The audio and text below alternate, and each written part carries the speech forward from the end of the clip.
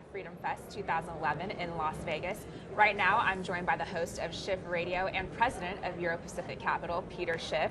Now, Peter, we see these debt limit talks. We had this morning kind of this dreamy, it seemed dream-like, it's more of a nightmare, these dueling press conferences. And the president actually came out and said that most Americans want an 80% of Americans want tax hikes. Do you think this is true? Well, they might want tax hikes as long as they think it's on somebody else.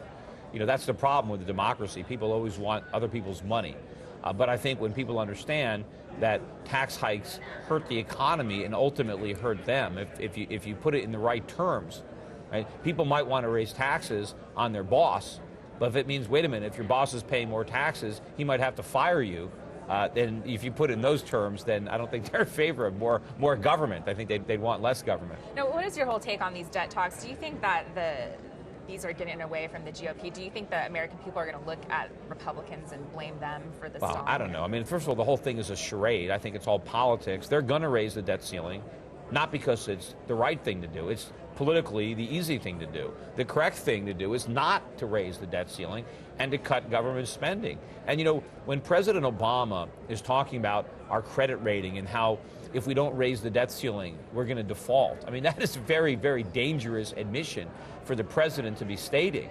I mean, what the president should be saying is, under no circumstances will we default, even if we don't raise the debt ceiling, because we'll cut other government spending so that we can make our payments to our bondholders. Instead, he's telling our bondholders, you guys are the low man on the totem pole, and you're going to be the first to be cut. That is very dangerous admission. And in fact, what President Obama is really admitting is that the United States government is running a gigantic Ponzi scheme. Because what we're saying is, the minute we can't borrow more money, we're not going to pay back any of the money we've already borrowed. Because right now we have a self-imposed borrowing limit.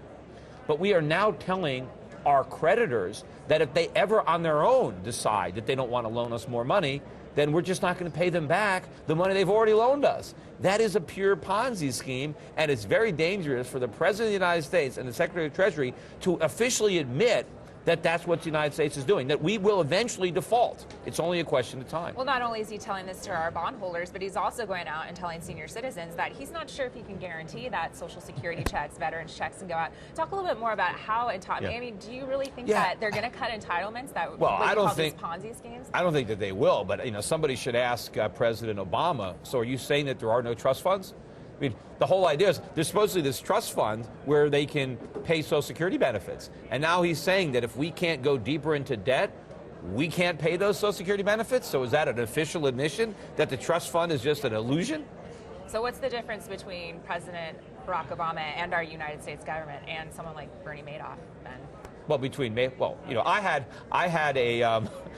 a trustee from Social Security on my radio show, you know, schiffradio.com.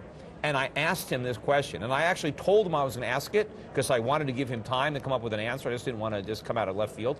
And I asked him, I said, can you describe to me the difference between Social Security and a Ponzi scheme? And he couldn't come up with an answer. And then he thought of one. He said, oh, Ponzi schemes involve fraud. And so then I said, oh, in other words, there's no difference. Right? Because Social Security is based on a fraud as well. So it is a Ponzi scheme, and Bernie Madoff is in jail for running a Ponzi scheme. And if the private sector can't make a Ponzi scheme work, neither can the government. I think you had said, you know, Social Security was based on good intentions. But I don't think it was. Do you think the American people, though, are really ready to sit down? Because you see some of these polls, and it seems like the American people want to cut spending, but they don't want any cuts to their own benefits. Do you think that the American people are actually ready? Are you seeing that from your listeners, that they're ready to talk about some of these tough decisions? Well, I don't think the majority of voters are ready for the truth. And I don't think politicians are ready to tell them the truth. So unfortunately, a massive crisis is coming. I mean, we are in a depression that was interrupted briefly by government stimulus that only made the underlying conditions worse. And so what we are now staring at in the next several years is far worse than what we went through in 2008. There is a real economic crash coming that's going to involve a big drop in the dollar, huge increases in interest rates, sky-high consumer prices, much more unemployment than we have today, because politicians are afraid to deal with these problems, and they're afraid that the American voters won't re-elect them if they do. That's the problem. Now, Peter, for those out there that are watching you, where can they go to hear more of you on your radio show? Well, I mean, on the radio show, I do that every day. Give you a chance to plug. Well, every day I do my show for 2 hours at schiffradio.com. It's a live show, 10 to noon Eastern time. You can call in. It's free to listen, and we loop it for 24 hours in case you don't hear it originally. People can buy my books. I've got 3 books now out there. Crash Proof 2.0, How an Economy Grows and Why It Crashes, and the little book of bull moves, so people can buy those books. They can also check out my website, europac.net, which is from my brokerage firm. I put all sorts of commentary that I write every week on there. I do a video blog that I put up on the website, so people, I say a lot of stuff, and you can follow it. It's europac.net, EUROPAC.net. Well, thank you so much for joining us today, and hopefully that people out there are realizing the reality of this situation. Hopefully. And you can stay tuned for more of our coverage here at FreedomFest.